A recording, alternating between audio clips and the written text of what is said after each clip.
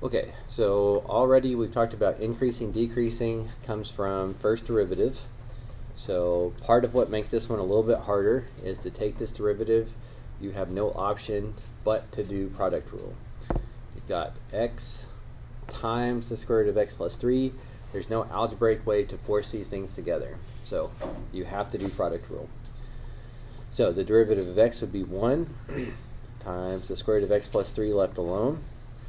And then x left alone times the derivative of square root of x plus 3. Think of that as x plus 3 to the 1/2 and do power rule. Bring the power down, bless you. Lower the power by 1, and you may want to move this to the denominator, like so. But I do need to find critical numbers, because critical numbers are the only place that might be changing directions. And critical numbers are when the first derivative is 0 or undefined, and this is a pain to solve for 0. This should bother you.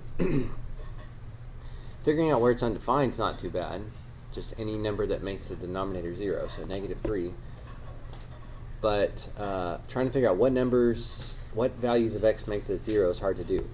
So, for probably the first time all year, you need to add these fractions together, not just to find the answer in like a multiple choice question, but for your sanity here.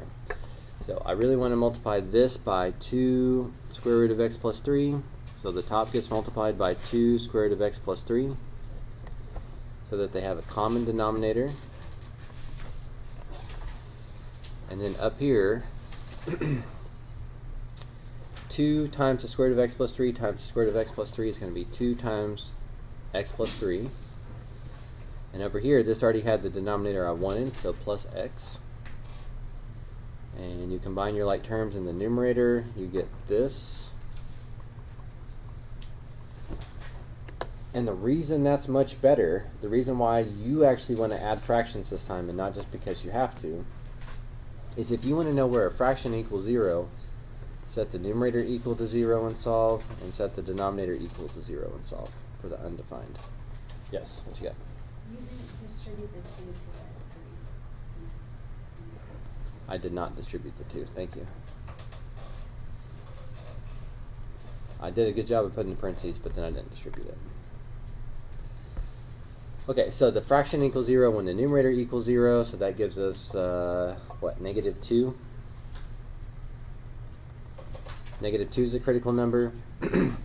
And this, you could divide both sides by 2, you could square both sides, and then undo, add with subtract, so -3 is a critical number.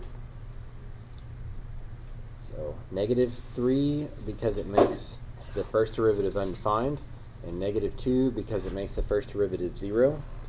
And again, until I wrote my first derivative as a fraction with the common denominator, I wasn't going to go anywhere near that. I'm not trying to do that other stuff by hand.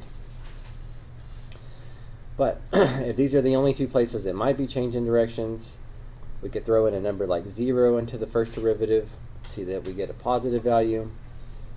Maybe plug in -4 into the first derivative, see that, well, when you plug in -4, right here, you get the square root of -1, which is imaginary, and imaginary numbers don't show up on the graph.